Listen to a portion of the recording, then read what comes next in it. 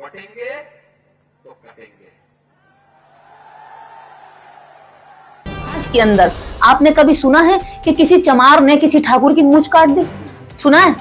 कभी आपने सुना है कि किसी वाल्मीकि ने किसी ब्राह्मण के घर जाकर उसकी लड़की छेड़ दी या रास्ते में पकड़ के छेड़ दी? सुना है कभी? ये घटनाएं क्यों नहीं आती देश के अंदर?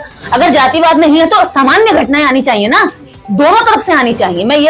मैं लड़की को छेड़ना या रेप का मैं समर्थन नहीं कर रही हूँ, लेकिन इन घटनाओं में पात्र आप देखिए कैरेक्टर क्या है। पीड़ित का जो कैरेक्टर होता है हमेशा वो दलित ही क्यों होता है?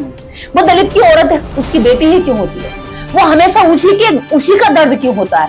दलित हमेशा विक्टिम ही क्यों होता है? दलित कभी एक्ट करने वाला क्यों नहीं होता? हमला करने वाली स्थिति में क्यों नहीं होता? जो इज्जत अपनी मूंछों के लिए ना बचा सके, एक मच्छर भी अपनी मूंछ को लेकर उड़ता है, एक चूहा भी अपनी मूंछ को लेकर लंबा लंबा घूमता है, ये दलित नहीं घूम सकता। इस देश के अंदर चूहों से भी ज्यादा बुरी स्थिति तो दलितों की भाई साहब। और क्या ये घड़ी गली व्यवस्था में जिस धर्म में आपको नीच माना जाता हो, मच्छर चूहे कीड़े मकोड़ों से भी ज्यादा छोटी आपकी वैल्यू आंकी जाती हो, तो आप पढ़े पढ़े कर क्या रहे हो? इसका मतलब तो आप गुलामी का मजा ले रहे हो, आपको गुलामी में आनंद आ रहा है। गुलामी छोड़ने के लिए सारा रास्ता डॉक्टर अम्बेडकर देकर गए। जब तक डॉक्टर अम्बेडकर की कही बात नहीं मानेंगे तब तक ही ऐसे ही गुलामी को झेलते रहेंगे, मार खाते रहेंगे, पिटते रहेंगे। समाज के अंदर आपने कभी सुना है कि किसी चमार ने किसी ठाकुर की मूंछ काट दी? सुना है? कभी आपने सुना है कि किसी वाल्मीकि ने किसी ब्राह्मण के घर जाकर उसकी लड़की छेड़ दी या रास्ते में पकड़ के छेड़ दी? सुना है कभी? ये घटनाएं क्यों नहीं आती देश के अंदर? अगर जातिवाद नहीं है तो सामान्य घटनाएं आनी चाहिए ना, दोनों तरफ से आनी चाहिए। मैं लड़की को छेड़ना या रेप का मैं समर्थन नहीं कर रही हूँ, लेकिन इन घटनाओं में पात्र आप देखिए कैरेक्टर क्या है। पीड़ित का जो कैरेक्टर होता है हमेशा वो दलित ही क्यों होता है? वो दलित की औरत है, उसकी बेटी ही क्यों होती है? वो हमेशा उसी का दर्द क्यों होता है? दलित हमेशा विक्टिम ही क्यों होता है? दलित कभी एक्ट करने वाला क्यों नहीं होता? हमला करने वाली स्थिति में क्यों नहीं होता? क्योंकि दलित इतना आक्रामक नहीं होता। दलित में ह्यूमैनिटी होती है, वो मानवता के आधार पर चलता है। वो शोषण झेल रहा है।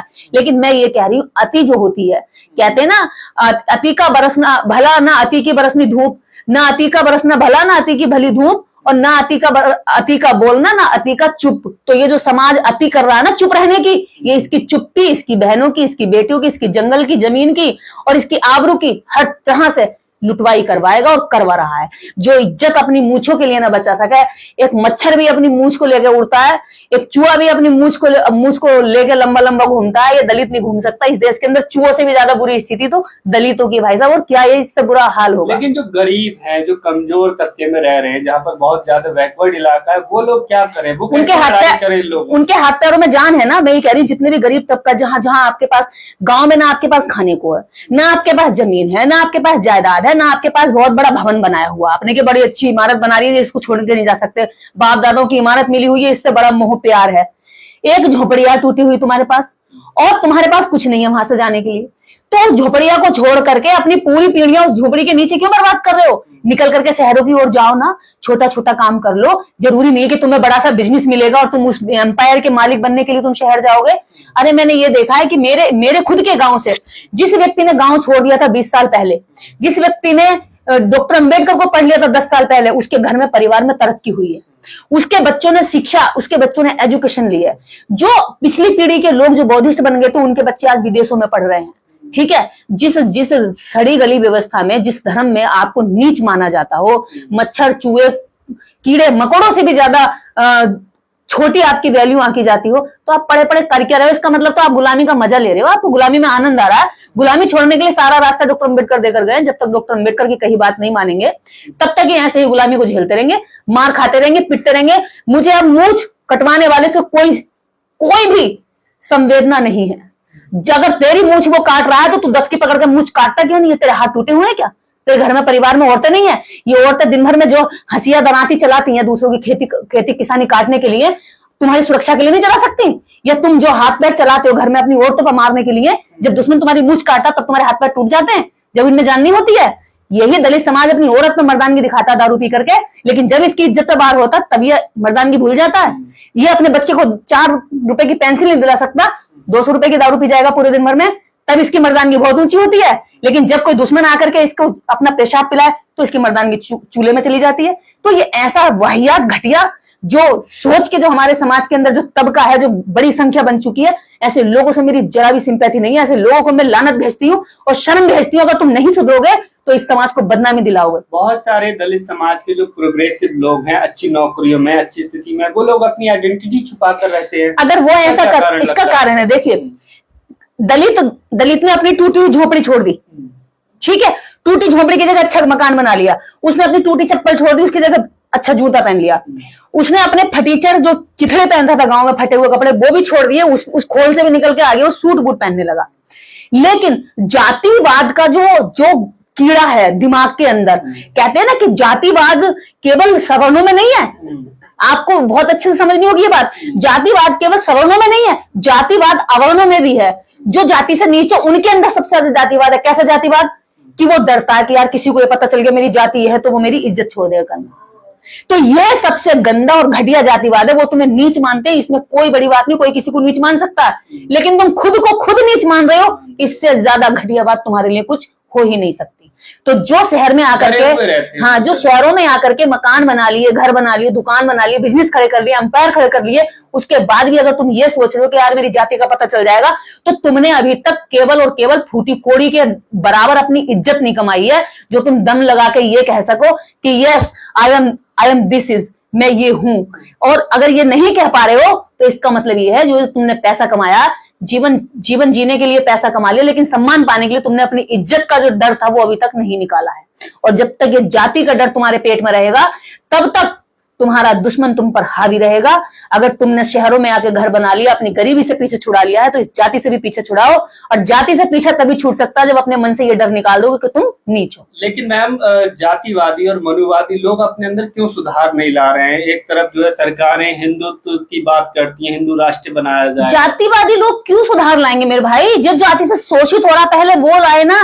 मैंने कहा ना, एक सिस्टम में मुझे हर दिन इज्जत की इजाफा हो रहा है, पैसे का इजाफा हो रहा है, सामाजिक सिस्टम में ऊंचा स्थान प्राप्त हो रहा, तो मैं क्यों छोड़ूंगी ये लालच?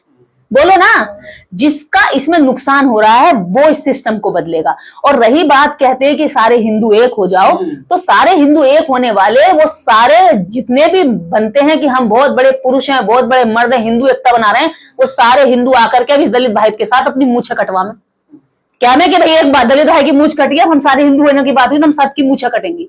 अगर एक बहन की इज्जत की अगर हमला होता है तो उस अपराधी, उस दलित बेटी के लिए सारी जाति के लोग खड़े हों, तभी तो पता चलेगा हिंदू राष्ट्र बन रहा। किसका हिंदू राष्ट्र बन रहा? जाटव हिंदू राष्ट्र बन रहा। जाटव का हिंदू राष्ट्र बनाओगे, भंगी का हिंदू राष्ट्र बनाओगे, कुर्मी का हिंदू राष्ट्र बनाओगे, लोधे का बनाओगे, जाट का बनाओगे, ठाकुर का बनाओगे, मराठा का बनाओगे, क्षत्रिय का बनाओगे, ब्राह्मण का बनाओगे, किसका राष्ट्र बनाओगे?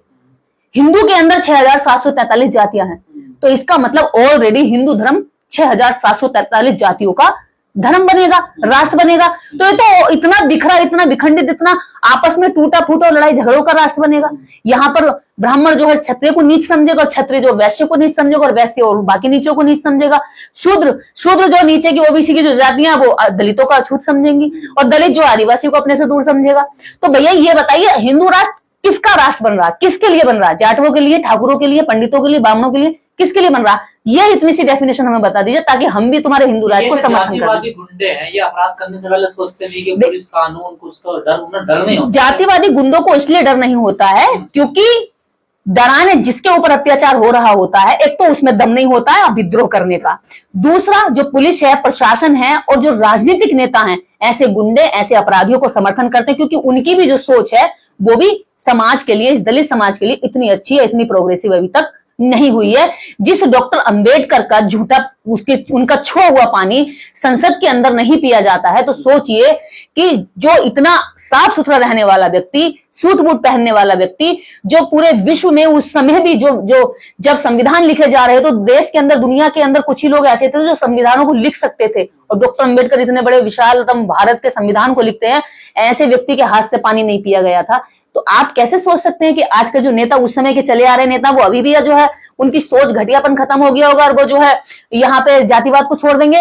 देखिए, बाबा साहब डॉक्टर अंबेडकर एक बहुत बड़ी बात कहते हैं, मैं उनकी कोटेशन को आज यहाँ बता दूं कि ब्राह्मण अपना पवित्र धर्म और कर्म समझता है जातिवाद को बनाए रखना, क्योंकि यह उसे उसके पुरखों से सीख मिलती है। अगर वो ऐसा नहीं करेगा तो वो खुद को जिंदा नहीं पाएगा, और अगर उसे अपनी व्यवस्था जिंदा रखनी है तो उसे जातिवाद जिंदा रखना पड़ेगा। इस व्यवस्था में अगर हमारी मार पड़ रही है, हमारी जमीन छिन रही है, हमारी कुटाई हो रही है, तो सबसे पहले जरूरत यह है कि हम इस व्यवस्था को धूल चटा दें, कई फीट मिट्टी का गड्ढा खोदकर उसके नीचे दबा दें। लेकिन जिन लोगों का शोषण हो रहा है, जब वही इस मिट्टी के गड्ढे को नहीं दबाते, जातिवाद को नहीं दबाते, तो जातिवाद करने वाले तो आनंद उठाएंगे भैया, उनका कोई दोष नहीं। तब तक रामायण, महाभारत, कथा, भागवत, सुंदरकांड, बंदरकांड पढ़ता रहेगा, तब तक यह संविधान से दूर रहेगा। और संविधान से जब तक दूर रहेगा, जब तक अपने अधिकारों से दूर रहेगा, कानूनी जानकारी से दूर रहेगा, तब तक ये मरता पिटता ऐसे ही छिपता रहेगा। लेकिन सवाल ये भी है कि जो लोग दलितों का वोट लेते हैं, सरकार बनाते हैं, सुरक्षा का उन्हें भरोसा देते हैं, तो फिर अभी तक मतलब 75 साल बाद भी उनको सुरक्षा नहीं मिल पा रही है। देखिए, अगर आप पॉलिटिकल बात करेंगे तो पॉलिटिकल जो पार्टियां हैं, ये जो दलित है, ये फुटबॉल की तरह है। कभी बीजेपी इसके साथ लात मार के खेल लेती है, तो कभी कांग्रेस खेल लेती है। और ये दलित भावनात्मक रूप से कभी कहता वो अच्छा बोल रहा तो उधर चला जाता, कभी सोचता बीजेपी अच्छा बोली तो उधर चला जाता। तो ये बिन पहनने की तरह जो लुढ़कने वाला लोटा बना हुआ ये समाज है, जिसकी अपनी विचारधारा नहीं बन रही, जिसका अपना कोई धर्म नहीं बन रहा, जिसकी अपना कोई सामाजिक सिस्टम नहीं बन रहा है, तो ये बिखरा हुआ, छितरा हुआ और टूटा फूटा समाज ऐसे ही दुश्मन के हाथों से खेलता रहेगा। तो मैं यही बात हमेशा बार बार चेता रही हूं कि पहले तो अपने राइट्स को जानिए, उसके बाद उनके लिए जागरूक होइए, और जागरूक होकर के एकजुट होइए। अगर एकजुट भी नहीं हुए तो आप मारे जाओगे एक एक करके, इसी तरह से बेइज्जत करके।